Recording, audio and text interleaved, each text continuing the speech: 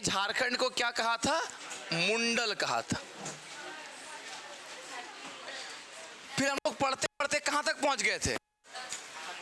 हम लोग पहुंच गए थे कि झारखंड कहां पे कहा गया है। फिर हम लोग चर्चा कर रहे थे कबीर और मलिक मोहम्मद जायसी की ग्रंथ पद्मावत, कि कबीर और जायसी ने भी झारखंड को क्या बोला है? झारखंड बोला है।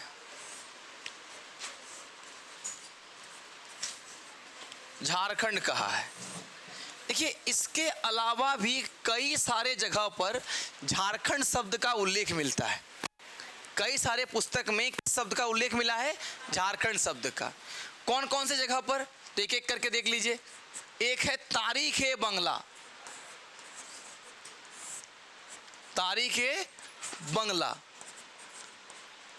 एक है तारीख ए फिरोज शाही, तारीख ए फिरोज शाही।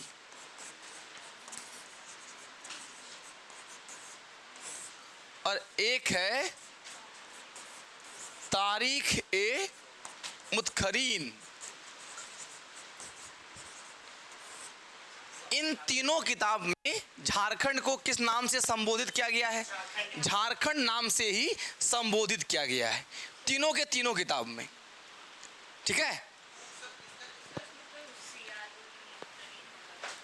हम क्या लिख दिए? हाँ, सियार उल मुतखरीन कर लीजिए। इसको सियार उल मुतखरीन कर लीजिए।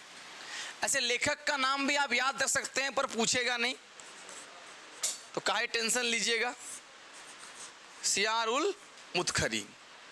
तारीख ए बंगला, तारीख ए फिरोज शाही, फिरोज शाह तुगलक की आत्मकथा है। फिर सियार उल मुतखरीन। इन सभी किताब में झारखंड को किस नाम से संबोधित किया है? झारखंड के नाम से, झारखंड के नाम से ही संबोधित किया है। ये है ना। चलिए, कौन कौन सा किताब बताएं? तारीख ए बंगला, तारीख ए फिरोज शाही, और कौन सा? हाँ, सियार उल मुतखरीन। ठीक है, दो ग्रंथ हम लोग का बताए थे, छूटा हुआ था, एक वायु पुराण और एक विष्णु पुराण। तो विष्णु पुराण में झारखंड को क्या बोला है? मुंड कहा है। क्या कह रहे हैं हम लोग? कि विष्णु पुराण में झारखंड को क्या कहा गया है? मुंड कहा गया है। ठीक है, और वहीं वायु पुराण में क्या कहा गया है? मुरंड कहा गया है। समुद्रगुप्त के प्रयाग प्रशस्ति में क्या कहा गया? मुरुंड। इसमें केवल मुरंड। तो विष्णु पुराण में झारखंड को मुंड कहा गया है, जबकि वायु पुराण में मुरंड कहा गया है। वहीं अगर हम लोग बात कर लें तारीख ए बंगला, तारीख ए फिरोज शाही और सियार उल मुतखरीन, इन तीनों किताब में क्या कहा गया है? झारखंड को झारखंड शब्द से ही संबोधित किया गया है। ठीक है, तीनों में। और कबीर और मलिक मोहम्मद जायसी ने भी झारखंड को क्या बोला है? झारखंड शब्द से ही संबोधित किया है। क्या? अकबरनामा में क्या कहा? देखिए, अकबरनामा और आईने अकबरी का अंतर समझिएगा। अगर हम लोग केवल लिखे अकबरनामा तो क्या कहा है? झारखंड कहा है। और आईने अकबरी में खोखरा या खुखरा कहा गया है। तो यहाँ पर लिख ही लीजिए कि अकबरनामा में भी किस नाम से संबोधित है? झारखंड के नाम से संबोधित है।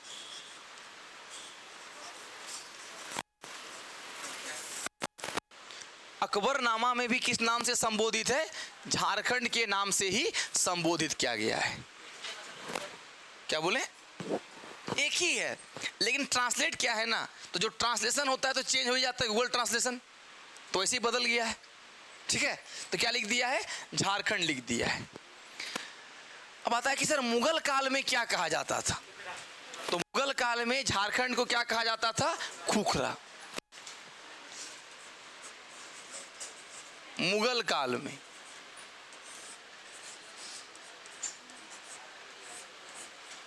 खोखरा या फिर खुखरा। कहीं कहीं पर इसी को हम लोग ऐसा भी लिख देते हैं। ये कब कहा गया है? मुगल काल में।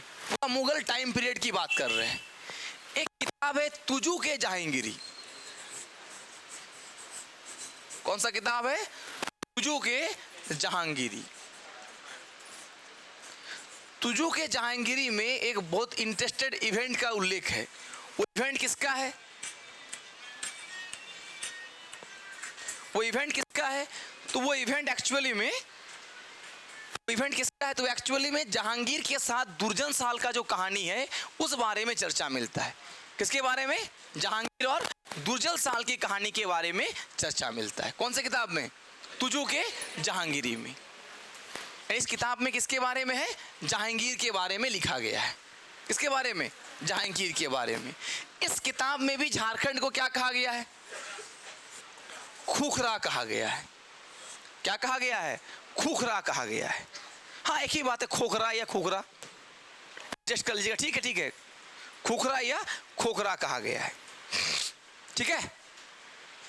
वैसे किताब क्या है? आईने अकबरी। आईने अकबरी, इसमें भी क्या कहा गया है? कोकराहा लिख लीजिए, इस तरह से लिख लीजिए। एक ही चीज है, बहुत ज्यादा अंतर नहीं है। खुखरा आए, कोकराहा आए या कोकरा आए, लगभग क्या है? एक ही है। खंखरा आए, सब लगभग मान के चलना एक ही चीज है, क्योंकि मुगल काल बोला ही क्या है? खोखरा बोला है। तो पूरा मुगल पीरियड की बात करें तो कहीं ना कहीं इसी नाम से क्या किया गया है? संबोधित किया गया है तो झारखंड को। ठीक है, चलो, तो इतना जानकारी तो हमको रखना ही है। एक दो किताब और भी हम लोग देखेंगे। कौन कौन सा किताब है? जैसे शम्स सिराज अफीफ का एक किताब है, क्या नाम है? तारीख फिरोज शाही। उस किताब के लेखक कौन है? शम्स सिराज अफीफ। एक किताब है, कौन सा किताब बता रहे हैं हम लोग? नाम भूल गए अभी हम। मिर्जा नाथन उसके लेखक हैं। मिर्जा नाथन और अब्दुल है उसके लेखक हैं। अच्छा, लिखा देंगे, अभी दिमाग हमारे उतर गया कि मिर्जा नाथन और अब्दुल है एक किताब के लेखक हैं। उसमें भी झारखंड को एक नाम से संबोधित किया गया है, एक स्पेशल किताब में। यहाँ पे एक चीज और याद रखिएगा, झारखंड को पहली बार चुटिया जो शब्द है या चुटिया नागपुर, इस शब्द से किसने संबोधित किया है? J.H. हैबिट ने। किसने? J.H. हैबिट ने। तो लिख लीजिए, J.H. हैबिट ने, J.H. हैबिट ने पहली बार, J.H. हैबिट ने पहली बार झारखंड को, J.H. हैबिट ने पहली बार झारखंड को किस शब्द से? चुटिया नागपुर के शब्द से संबोधित किया है। चुटिया नागपुर, चुटिया नागपुर कहा है। फर्स्ट टाइम चुटिया नागपुर किसने कहा था? J.H. हैबिट ने कहा था। J.H. हैबिट ने कहा था। क्या कहा था? चुटिया नागपुर कहा था। चुटिया नागपुर कहा था। ठीक है, क्लियर है? तो J.H. हैबिट महोदय ने पहली बार झारखंड को क्या कह दिया था? चुटिया नागपुर कह दिया था। अब अगर पूरे कहानी को हम लोग ऐड करके चलते हैं तो कहीं ना कहीं हम लोग क्या देख रहे हैं कि समय के साथ झारखंड का नाम भी बदला है। लेकिन उस समय कहा जाए तो झारखंड तो एक्चुअल में संवैधानिक तौर पे कब बना? 15 नवंबर 2000 को।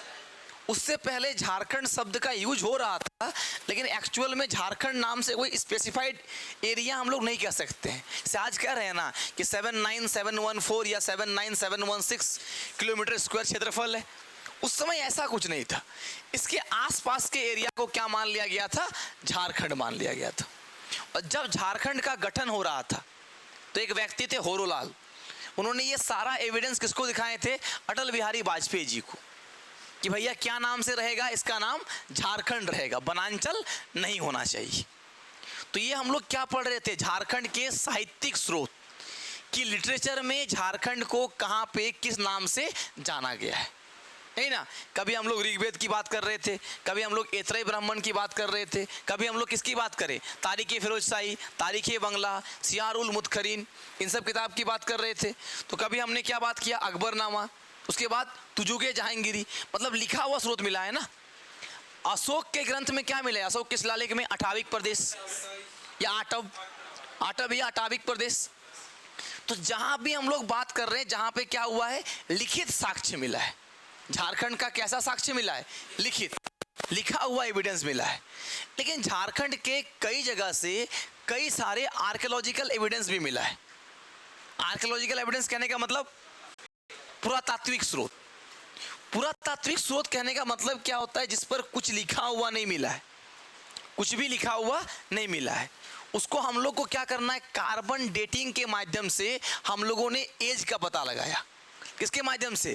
कार्बन डेटिंग के माध्यम से एज का पता लगाए हम लोग। कई सारे व्यक्तियों का रहता है, कई सारे लोग रहते हैं जो कार्बन डेटिंग के माध्यम से उसका क्या करते हैं? खोज करते हैं। जैसे कि नामकुम से, रांची के नामकुम से बाण का फलक मिला है। फलक मिला है, बाण का फलक। पाट क्षेत्र में असुर जनजाति लोग रहते थे, उस क्षेत्र में 12 प्रकार के हस्त कुठार मिले। हस्त कुठार मतलब कुल्हाड़ी। 12 डिफरेंट टाइप के क्या मिले? एक्सेस मिले हैं, कुल्हाड़ी मिले हैं। फिर हम लोग बात करेंगे कि तो हजारीबाग का इस्को नामक एक जगह है, वहाँ से आपको क्या मिला है? एक गुफा मिला है, और गुफा के अंदर में डिफरेंट चित्र मिला है। खुला शैल चित्र मिला है। उस चित्र में क्या मिला है? सूर्य दिखाया गया है, अंतरिक्ष यान दिखाया गया है, अंतरिक्ष मानव भी दिखाया गया है। मतलब एलियन का भी चित्र मिला है कि कौन आया है? एलियन आया है। कि अंतरिक्ष यान तो हम लोग हेलीकॉप्टर अब बनाए, अब आदि काल का चित्र है, उस समय क्या बनाया हुआ है? दीवार में अंतरिक्ष यान बनाया हुआ है, अंतरिक्ष मानव बनाया हुआ है। सप्तर्षि, जो आज हम लोग कहते हैं सप्तर्षि स्टार को देखकर, उसका भी चित्र मिला है। और ये चित्र कब का है? आदि काल का है। मतलब जिसमें क्या चल रहा था? पूरा पाषाण काल चल रहा था। लोग बड़े बड़े चट्टान का यूज करते थे। क्या पता उस समय हम लोग ऐसा सोचते हैं, हो सकता है कि आज से टेक्नोलॉजी के ज़्यादा बड़ा टेक्नोलॉजी होगा। उस समय नैनो टेक्नोलॉजी था, एलियन से लोग बात कर सकते थे। किसको पता है? पता नहीं ना है। आज हम लोग कोई सीरियल वगैरह देखते हैं, रामायण देखते हैं, तो भगवान राम जी ऐसे करते हैं, एरो आ जाता है। तो भी क्या कोई ना कोई टेक्नोलॉजी है ना? क्लाउड कंप्यूटिंग, आज के समय का क्लाउड कंप्यूटिंग। आप अपना डॉक्यूमेंट रखे हुए हैं, नेट में गए, अपना जीमेल या ईमेल ओपन किए, सारा आपको मिल जा रहा है। जब ईमेल जीमेल आपको आसमान से मिल सकता है, तो हो सकता है कि ऐसे कैसे एरो भी आ जाए। पॉसिबल तो है ना? जैसे आप स्टोर करके रखें ना अपना फोटो, गूगल अकाउंट में डाल दिए, बोलते हैं ना कि फोटो कहाँ डाल दो? गूगल अकाउंट में डाल दो। तो गूगल अकाउंट कहाँ पे है? क्या कोई जगह है जहाँ पे गूगल अकाउंट रखा हुआ है?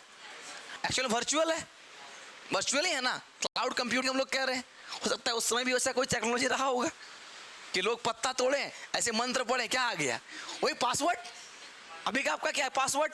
आप अपना जीमेल डालते हैं, पासवर्ड डालते हैं, सारा ओपन हो जाता है। उस समय का जीमेल पासवर्ड क्या था? मंत्र था। मंत्र बोलता होगा, हथियार बन जाता होगा। कुछ भी पॉसिबल है। खैर, तो इस तरह के एविडेंस झारखंड में बहुत सारे मिले। जैसे लोहरदगा से क्या मिला है? कांसे का प्याला मिला है। क्या मिला है? कांसे का मिला है। पलामू के पांडु नामक जगह से एक क्या मिला है? चौकी मिला है। क्या मिला है? चौकी मिला है। हजारीबाग में एक पहाड़ है, सीतागढ़ा पहाड़ या सीतागढ़ पहाड़, वहाँ एक फिगर मिला है, मतलब अष्टदल बोलते हैं उसको, अष्टदल का आकृति का मिला है। और उसी के आकृति से मिलता जुलता कौन बना हुआ है? विनोबा भावे विश्वविद्यालय का डिजाइन।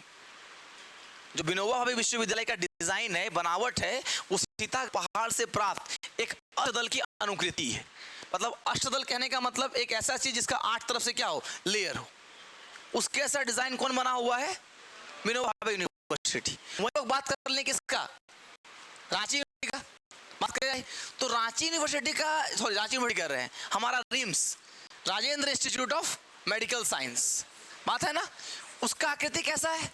हेलीकॉप्टर के जैसा है, प्लेन के जैसा है। किसका? रिम्स का। और ऊपर से देखा जाए तो रिम्स कैसा दिखेगा? प्लेन के जैसा दिखेगा। तो ये सब क्या है? एक सिग्निफिकेंट होगा। फिर हम लोग बात करेंगे कि अगर हम लोग देखेंगे उसी में कि कहाँ से क्या अवशेष मिला है, तो पलामू से हमको मिल ही गया। चतरा में भी बहुत सारा अवशेष मिलेगा। भवनाथपुर गढ़वा में है, वहाँ से हम लोग को कई सारे अवशेष मिलते देखने को। फिर हम लोग देखेंगे पलामू किला, तो पलामू किला से गौतम का, पलामू किला कहाँ पे है? लातेहार जिला में है। ये पढ़ाएंगे। 2 किला है, पुराना किला और नया किला। नाम है पलामू का किला, है कहाँ पे? पुराना किला कौन बनाया? प्रताप राय। पौ से पुराना, पौ से प्रताप। और नया किला मेदिनी राय। नया किला कौन बनाया था? मेदिनी राय। लोग आगे देखेंगे कि मेदिनी राय को वंश का सबसे महान शासक, या फिर क्या कहेंगे हम लोग, न्यासी राजा कहा जाता था। तो हम चाह रहे हैं कि आपको जो ये सब जो कहानी है, कहाँ से क्या मिला है, रटने वाला, ये हम शुरू में नहीं बताएं। शुरू में बता देंगे, पता नहीं सर कहाँ से क्या मिला है, और वो रटते रटते भूल जा रहे हैं। तो कभी कभी कुछ कुछ बताते रहे, और फाइनली लास्ट में आपको क्या दे दे, लिस्ट दे दिया जाए। ठीक है, क्या कहना चाह रहे हैं? अभी हम लिखाना चालू करेंगे। लोहरदगा से कांसे का प्याला, यहाँ से कुल्हाड़ी मिला है, यहाँ से बाण के फलक मिला है, यहाँ से चौकी मिला है, यहाँ से गौतम बुद्ध की मूर्ति मिली है भूमि स्पर्श मुद्रा में। पलामू क्या मिला है? भूमि स्पर्श, भूमि को टच करते हुए। यहाँ पर ये सिक्का मिला है, यहाँ पर ये सिक्का मिला है। तो शुरू से हिस्ट्री से थोड़ा सा आनंद कम हो जाएगा। ऐसे में हम लोग थोड़ा थोड़ा हिस्ट्री को क्या मान लेते हैं, देखो। तो हम लोग नहीं चाहते कि ये वर्ड आए, हिस्ट्री में एकदम मजे से पढ़े, लगे कि हाँ हिस्ट्री पढ़ने में मजा आ रहा है। ज्योग्राफी से ज्यादा मजा किस में आ रहा है? हिस्ट्री पढ़ने में आ रहा है। तो सीधा हम आपको कहानी पे ले चलते हैं। ठीक है, कहाँ ले चलते हैं? कहानी पे। तो आप लोग 2 पेज छोड़ दीजिएगा, लिखना तो बाद में यहीं पे है। तो अपना नोट्स कॉपी में कितना छोड़ देना है? 2 पेज। 2 पेज मतलब कैसा? ऐसा ऐसा नहीं, 1 2, 2 दूनी 4, हाँ साइड में 4, ऐसे में 2 पेज, खड़ा खड़ा 2। ठीक है, अब ठीक है। हाँ, हेडिंग लगाएंगे झारखंड के क्षेत्रीय राजवंश। डायरेक्ट झारखंड के क्षेत्रीय राजवंश। और ये जो 2 पेज हम लोगों ने छोड़ा, इसमें हम लोग क्या लिखेंगे? कहां से कौन सा एविडेंस मिला है, और थोड़ा थोड़ा करके बताएंगे। जैसे पलामू किला पहुंचेंगे तो गौतम बुद्ध बता देंगे, दामोदर घाटी पहुंचेंगे तो भूमि बता देंगे कि कौन कौन सा कंसाई नदी के किनारे क्या मिला है। जैसे जैन धर्म को जो लोग मानते थे, कौन धर्म को? जैन धर्म को। किस क्षेत्र में? सिंहभूम क्षेत्र में। सिंहभूम क्षेत्र में जैन धर्म को मानने वाले क्या कहलाते थे? सरक।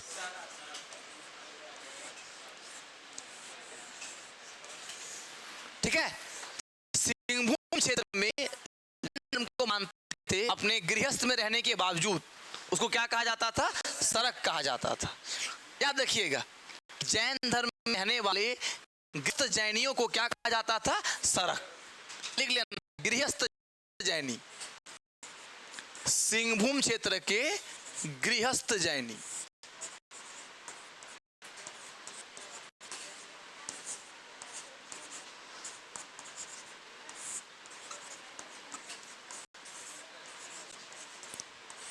गृहस्थ जैनियों को क्या कहा जाता था? सरक कहा जाता था। सरक। आप लोग कहते हैं सरक के बैठो, हम भी बैठेंगे, वही वाला सरक। ठीक है, अब हेडिंग लगाओ झारखंड के क्षेत्रीय राजवंश, regional dynasty of Jharkhand.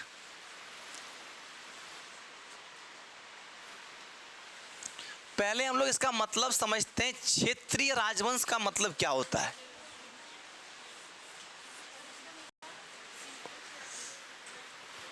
Singhbhum के गृहस्थ जैनियों को सरक कहा जाता था।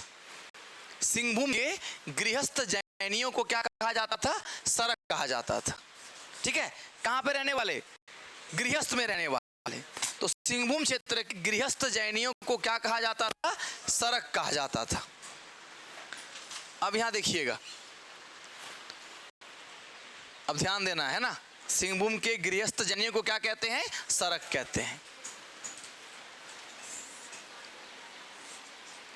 अब हेडिंग क्या दी है? क्षेत्रीय राजवंश। अब यहां से सवाल एग्जाम में भी आता है, बहुत इंपॉर्टेंट सेक्शन है क्षेत्रीय राजवंश। और पूरा एकदम कहानी के फॉर्म में हम लोग पढ़ेंगे, जिससे कि हम लोग को बोरिंग कुछ ना ऐसे वर्ड आए और मजा आए। एक्चुअल में हिस्ट्री जब हम शुरू में, हम भी जब 9-10 में पढ़ते थे, तो आप ही लोग का मनोभाव मेरा भी था। बाद में पता चला कि इसमें टीचर लोग का भी गलती है। हमारे जो कहीं कहते थे हिस्ट्री दोबारा नहीं पढ़ना है, कैसे हिस्ट्री में पास कर लो, और पढ़ाते भी वैसे टिक मार देते थे, याद कर लेना, यही वाला हिस्ट्री में पूछेगा। हिस्ट्री पढ़िएगा तो हिस्ट्री पढ़ने में मजा भी आएगा। कहानी तो है, जैसे फिल्म देखते हैं तो क्या लगता है? अच्छा लगता है ना। हिस्ट्री क्या है? वही है, मजा आएगा पढ़ने में। अगर रटने वाला चीज खाली रटेंगे कि गांधी जी क्या किया तो बहुत दिक्कत है। अब झारखंड के क्षेत्रीय राजवंश कहने का मतलब क्या है? क्षेत्रीय मतलब किसी स्पेशल एरिया पे जो राज कर रहा है, मतलब एक एक क्षेत्र का राजा, उसी को ना कहेंगे। अब कोई पूरा इलाका का राजा है तो वो अलग अलग इलाका का राजा होगा। जैसे हम कहते हैं हेमंत सोरेन पूरे झारखंड के क्या है, मुख्यमंत्री है। लेकिन जैसे हम नाम लेते हैं बसंत सोरेन तो क्या आएगा, दुमका विधानसभा का क्या है, दुमका विधानसभा क्षेत्र से क्या है, वो विधायक है। अब क्लियर हो रहा है। तो यानी वैसे ही जब हम लोग क्षेत्रीय बोल रहे हैं मतलब एक पार्टिकुलर एरिया की बात कर रहे हैं। जैसे अलग अलग जगह पे कौन कौन है, अलग अलग क्या है, विधायक है। जी कहाँ के विधायक है, रांची के। सीपी सिंह के साथ हमेशा क्या जुड़ा हो रहेगा, रांची का विधायक। लेकिन हेमंत सोरेन जी के साथ झारखंड के मुख्यमंत्री, मोदी जी के साथ भारत के, यानी इसके ऊपर कौन है, मोदी जी है। तो वैसे ही क्षेत्रीय राजवंश मतलब अलग अलग क्षेत्र का छोटा मोटा राजा। इसके ऊपर बड़ा राजा होगा और उसके ऊपर क्या होगा, और बड़ा। तो मुगल लोग आएगा, अलाउद्दीन खिलजी आएंगे और मतलब तुगलक वंश आएगा। और कौन सा वंश आता है, लोधी वंश। उस समय बड़े बड़े राजा आएंगे, उसके कंट्रोल में। तो यहाँ पे लोकल राजा कौन, इस बारे में पढ़ना है। और लोकल राजा के पैरेलल में, लोकल राजा के पैरेलल पे राजा मतलब मुगल राजा कौन था, तुगलक वंश में कौन था, वंश था, सैयद वंश में कौन था, इसको भी हमको देखना है। दोनों कहानी को हम लोग को जुड़ के देखना है। तो पहले एक छोटा सा हम लोग फोटो बनाएंगे, एक रफ मैप आप लोग बनाइए, एक झारखंड का छोटा सा रफ मैप बनाइए। तो ये मैप आपको बनाना कोई इतना काम है नहीं, क्योंकि आप लोग को जेपीएससी लिखना नहीं है, लेकिन ये याद करने के लिए आपको बहुत फायदेमंद होगा। देखो कैसे होगा, याद करने के लिए आपका ये मैप बहुत फायदेमंद होगा। आप लोग भी बनाइए। आज झारखंड का मैप अच्छा बना है ना, हाँ छोटा सा बना है।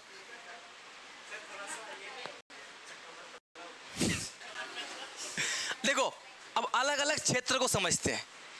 ये जो इलाका है आज का गढ़वा, पलामू, चतरा है ना, ये वाला इलाका, इस वाले इलाका में झारखंड में 2 क्षेत्रीय राजवंश हुए।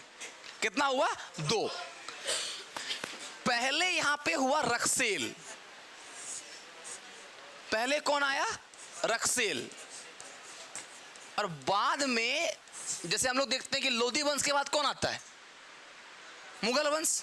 इब्राहिम लोधी को हराकर द ग्रेट बाबरा, फिर बाबर क्या चालू करता है, मुगल वंश। वैसे ही रक्सेल को हराने के बाद कौन सा वंश आएगा, चेरो वंश। तो जब जब हम कहेंगे रक्सेल वंश या चेरो वंश, चेरो शासक, तुरंत दिमाग में जाना चाहिए अच्छा सर इधर वाला बात कर रहे हैं, मतलब गढ़वा, पलामू। और आपको पता चलेगा कि गढ़वा पलामू क्षेत्र का अभी भी आप देखिएगा पूरे झारखंड में गढ़वा के जो भी यहाँ स्टूडेंट है उनका नेचर हमेशा डोमिनेटेड नेचर होता है, आज भी है। जैसे संथाल परगना से जो हमारा क्षेत्र है, यहाँ के लोग रांची आएंगे ना, ऑटो वाला अगर बोलेगा 10 टका भाड़ा है तो बोले 10 टका भाड़ा है, बोले थोड़ा सा दे देगा, मतलब थोड़ा सा बोल चल के फिर दे देगा। और कोई गढ़वा पलामू का है, एक बार खाली गलत भाड़ा बोल दे, उससे दोगुना टेढ़ा क्या दोगुना तेज बोलेगा कि नया समझ के रखे हैं, ऐसे ही भाड़ा दे देंगे आपको। और जो उनका अपना टोन है, तो यानी क्या डोमिनेटेड नेचर। क्यों, यहाँ जो चेरो वंश का हम लोग पढ़ेंगे ना, चेरो वंश भी हमेशा क्या रहा है, स्वाधीन रहा है। औरंगजेब से टक्कर ले लिया है। जब औरंगजेब का बिहार का सूबेदार आया था टैक्स मांगने मेदिनी राय के पास, तो मेदिनी राय पूछा था कौन औरंगजेब, बोला औरंगजेब अल्लाह का दूत आलमगीर, बोला अपना घर का है, यहाँ पे नहीं है। औरंगजेब को टैक्स देने से मना कर दिया था। उतना छोड़ो, शेरशाह सूरी महान शासक बनता है, चेरो लोग जाता था और शेरशाह सूरी का कैंट में घुसकर, कैंप में घुस के उसका हथियार और खाना पीना लूट के लेकर आता था। शेरशाह सूरी परेशान, वहाँ वो शाहजहां, हम भारत का बादशाह है, चेरो लोग जीटी रोड में को लगा दिया बैरियर, कोनो मुगल व्यापारी हो कोईयो पार करो, जीटी रोड पार करो, पहले किसको टैक्स दो, चेरो को टैक्स दो। एक राजा आएगा सहबल राय, वो जीटी रोड तक क्रॉस कर दिया था, चंपारण है ना बिहार में जहाँ गांधी जी किए थे, वहाँ तक अपना क्षेत्र फैला दिया था। हाँ भले बाद में बड़े सेना के सामने हारा है, पर क्या लिया है, उस लेवल का फाइट लिया है। तो नेचर तो भैया मिट्टी का ही गुण है। से झारखंड के लोग मेहनती खूब होते हैं, लेकिन टाइम का पंचुअल नहीं होते हैं। अब देख लीजिए, आपको दिखेगा यहाँ पर टाइम का पंचुअलिटी लोग बहुत कम मिलेगा। कम मिलता है। जैसे किसी को 9 बजे का निकलना है तो वो 9 बजे निकलेंगे घर से, अगर 9 बजे मिलना है तो 9 बजे घर से निकलेंगे, पर मेहनत ही खूब मिलेगा आपको। खैर, तो इस वाले वंश में क्या मिलेगा? रक्सेल और चेरो मिला। यानी पलामू गढ़वा वाला एरिया में ये वाला एरिया, ये पूरा रांची तक हम लेके आ रहे हैं, मतलब रांची का पूरा इलाका तो नहीं, पर ये वाला इलाका, पाट क्षेत्र, रांची का पठार, ये पूरा इलाका, ये मेनली किसका कंट्रोल में था? नागवंश। झारखंड का मेन जो छोटनागपुर का पठार जिसको हम लोग कह रहे हैं, मेन कौन था? नागवंश। इसमें अच्छे अच्छे राजा आएंगे, फणी मुकुट राय आएंगे, भीमकर्ण आएंगे, नागवंश, प्रताप राय आएंगे, ठीक है, भीमकर्ण, और फाइन फाइन शासक बनेगा इसमें नागवंश में। मधुकरण शाह बनेंगे, दुर्जन साल आएंगे। दुर्जन साल ने एक किला बनाया है, मतलब ढोइसागढ़ का किला या नवरत्नगढ़ का किला। उस किले तो आज तो वो खाली भग्नावशेष बचे हुए हैं, गुमला में है, लेकिन उस समय वो किला 5 मंजिला किला था। 5 मंजिला, आज लोग घर बनाने में घर बिक जाएंगे। सिंपल सी बात है, 5 मंजिला घर, समझ रहे हैं इतना बड़ा फ्लैट होगा, और फ्लैट तो इतना छोटा इलाका, वो क्या बना था? किला बनवाया था के चारों ओर 100 फीट गहरी क्या खाई खुदवा दिया, और खाई में मगरमच्छ छोड़ दिया कि कोई भी अगर किला का गेट एक बार बंद हो गया तो फिर से कोई आ नहीं सकता है। इतना सुरक्षा दृष्टिकोण से बनाया था, इतना खतरनाक। कौन सा किला? नवरत्नगढ़ का किला। तो ये कौन सा वंश है? नागवंश में एक राजा होंगे भीमकर, पढ़ाएंगे आपको।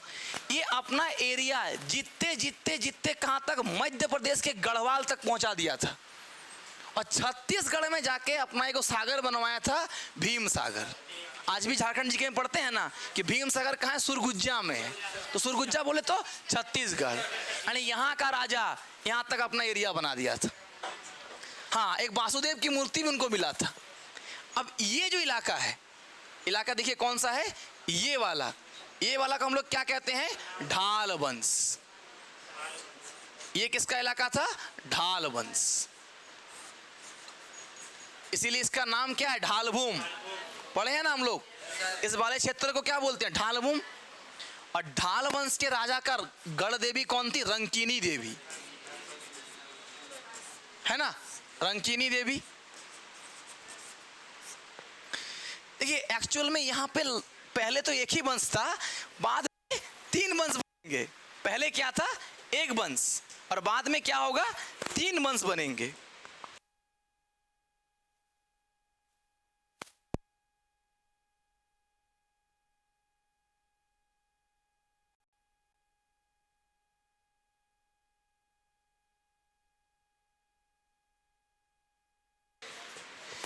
क्या लिखे हम लोग? ढाल वंश, यानी रंकिनी देवी इसका गढ़ देवी थी, ठीक है। यहाँ पे देखिए इस इलाका में 2-3 शासक बना, एक सरायकेला राजवंश, एक खरसावां राजवंश, और एक सिंह वंश। मतलब वंश से ही अलग होकर 2 बना। पहले इस वहाँ का मेन कौन था? सिंह वंश। तो हम इस इलाका को पहले आपको एक कलर से ही दिखा देते हैं। अच्छा, हाँ ठीक है। ये जो इलाका है पहले एक ही वंश का था, ये तो कोल क्षेत्र का था, यहाँ पे कोई शासक ही नहीं था। तो एक्चुअल में ये वाला इलाका में किसका शासन था? पहले किसका? सिंह वंश का।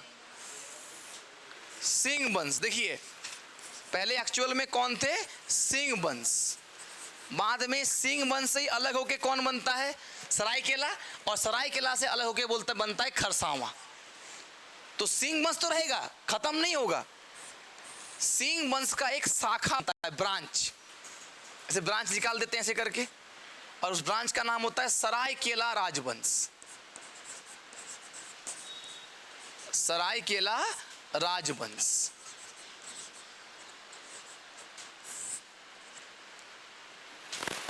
और सरायकेला राजवंश से फिर एक शाखा बनता है, एक ब्रांच निकलता है, उसका नाम क्या होता है? खरसावां राजवंश। और ये दोनों खरसावां राजवंश भारत के आज़ादी तक देसी रियासत बना हुआ रहता है। हम लोग जानते हैं ना, सरदार वल्लभ भाई पटेल को हम लोग क्या कहते हैं? लौह पुरुष भी कहते हैं। और क्या कहते हैं, भारत को एकीकरण करने का श्रेय दिया जाता है। जब भारत आजाद हुआ था तो बहुत सारा ऐसा छोटा क्षेत्र था जो कहता था कि हम भारत नहीं है, हम इंडिपेंडेंट हैं। तो एनसीईआरटी किताब में देखिएगा, सरदार वल्लभ भाई पटेल के एक हाथ में क्या है, गाजर है, और पीछे तरफ से लाठी पकड़ा हुआ है। देखिएगा फोटो में, उसका वही था। पहले आराम से कहता था कि देखो आप यहाँ पे एक छोटा सा राजा बन गए, इधर भी भारत, इधर भी भारत होगा। अगर मान लो ये वाला बीच में था कौन, सरायकेला खरसावां, नहीं मिलता, अलग बोला कि हम राजा अपना रहेंगे। बोला इधर भी भारत होगा, इधर भी भारत होगा, आप बीच में है। आपका यहाँ से कोई सामान लाने के लिए हम 2000% टैक्स लगाएंगे, इधर से कोई सामान आएगा तो 2000% टैक्स दे लीजिएगा, तब नहीं दीजिएगा तो आराम से भारत में मिल जाइए। और बदले में आपके राजवंश को कुछ ना कुछ हम लोग, मतलब इसका अलग ही नेगोशिएशन चलता था। और धीरे धीरे लगभग भारत के जितने देसी रियासत थे सबको क्या कर लिए थे, मिला लिए थे। और सर बताए होंगे 3 अलग था, जम्मू कश्मीर, हैदराबाद और एक कौन, जूनागढ़। फिर तीनों को बाद में एक एक करके बदला लिया गया है ना, तो अलग उसको मिला ही लिए हम लोग। खैर, तो सिंह वंश के अंदर सरायकेला, फिर खरसावां। अब देखो इस जगह पर, एकदम हजारीबाग के इस जगह पर एक छोटा सा राजवंश जन्म लिया था, इसका नाम था खड़गडिहा राजवंश। क्या नाम था इसका, खड़गडिहा राजवंश। यहां लिख देते हैं कि इस जगह पर एक छोटा सा राजवंश जन्म लिया है, इसका नाम खड़गडिहा राजवंश। नहीं, हजारीबाग में, कोडरमा इधर हो गया, एक्चुअली में क्या लिखेंगे, हजारीबाग में। खड़गडिहा राजवंश बहुत ही छोटा इलाका में था, खड़गडिहा राजवंश, ठीक है। और हमारा इधर जो राजमहल आपको दिख रहा है साहिबगंज, ये एक्चुअल में बंगाल सूबे का राजधानी था। राजमहल है ये पूरा पश्चिम बंगाल, कहने का मतलब आज का पश्चिम बंगाल, बांग्लादेश, सबको मिलाकर उन सबकी राजधानी कौन थी, राजमहल। इन सबकी राजधानी कहाँ थी, राजमहल। राजमहल मतलब यही साहिबगंज वाला क्षेत्र, राजमहल। तो जो भी बंगाल का शासक होता था कहीं ना कहीं उसी का प्रभाव कहाँ दिखता था, राजमहल में। आज हम लोग क्या कहते हैं कि यहाँ पे एक किला है, कौन सा किला, तेलियागढ़ी का किला। उस तेलियागढ़ी किले को हम क्या कहते हैं, बंगाल का प्रवेश द्वार। अगर कोई भी यहाँ से बंगाल में आक्रमण करने चाहेगा वो कहाँ से पास होना पड़ेगा, तेलियागढ़ी किला से, और गंगा नदी यहीं पे पास करके जाना पड़ेगा। यानी राजमहल में ही क्या है आपको, तेलियागढ़ी का किला। कौन सा किला, तेलियागढ़ी का किला। कौन सा किला लिखे हम लोग, तेलियागढ़ी का किला। और इस किला में, जो तेलियागढ़ी का किला में क्या बताएं अभी हम, इस तेलियागढ़ी के किले को क्या कहते हैं, बंगाल का प्रवेश द्वार, गेटवे ऑफ बंगाल लिख लेना है, बंगाल का प्रवेश द्वार। जो भी पश्चिम बंगाल का क्षेत्र होगा, पाल वंश है ना, और जो भी सेन वंश जितना सारा आएगा उन लोग के प्रभाव में कौन रहेगा, राजमहल रहेगा। बंगाल का प्रवेश द्वार, गेटवे ऑफ बंगाल।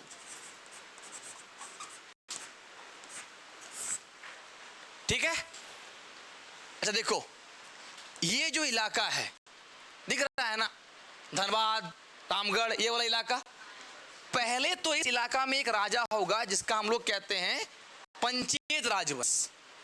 पहले क्या स्टार्ट होगा, ये इधर वाले में ऐसे बना लेते, इधर वाले में क्या बनेगा, पंचेत राजवंश। एक्चुअल में बाद वाला क्षेत्र में क्या बनेगा, पंचेत राजवंश। हाँ, गिरिडीह हल्का रहेगा, इस तरह से बना दिए हम।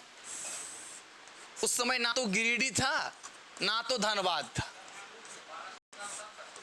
पारसनाथ था, और उसको बोला जाता था मानभूम, या वहां पे एक वन था अरुण वन। अरुण वन कहाँ पे, जामताड़ा धनबाद वाला इलाका में। चेंज कर देना, पंचायत दिख रहा है ना, अच्छा लिख लो, नहीं दिख रहा तो पंचायत लिख लो, फिर चेंज कर दिए। इस वाले क्षेत्र कौन था, पंचायत, पंचायत राजवंश। और बाद में ये जो पूरा इलाका, ये वाला पूरा, ये पूरा इलाका, ये किसके कंट्रोल में आ गया, रामगढ़ राजवंश किसके कंट्रोल में आया था? रामगढ़ राजवंश। हजारीबाग तक के इलाके को अपना कंट्रोल में ले लिया था। अब अलग अलग जगह इसका राजधानी बदलेगा, पहले होगा बदाम सिसिया उर्दा, फिर बदाम, फिर इचाक, फिर कहाँ होगा? रामगढ़, फिर होगा आपका पद्मा, अलग 3 बार, ज्यादा बार, हाँ मतलब, लेकिन अलग अलग राजधानी क्या होगा? बदलते जाएगा। कौन सा राजवंश बोले? रामगढ़ राजवंश, रामगढ़ राजवंश।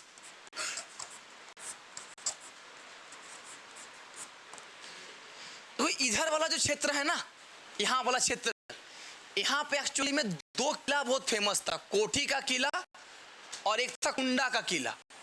कुंडा आज कहाँ है? चतरा में है। चतरा में ही ना कुंडा? पलामू में कि चतरा में? नहीं, कुंडा किला शायद चतरा होगा, अब चतरा ही होगा। इधर था कोठी का किला, एक बहुत फेमस, ये सामंतों का होता था। अभी सामंत समझाएंगे आपको। एक होता था कोठी का किला यहाँ पे, और हम क्या कह रहे हैं? कुंडा का किला। कौन प्रभात? कुंडा हुसैनाबाद, वो तो पलामू, हुसैनाबाद बोल रहे हैं। एक ये कहां पे है? कुंडा का किला।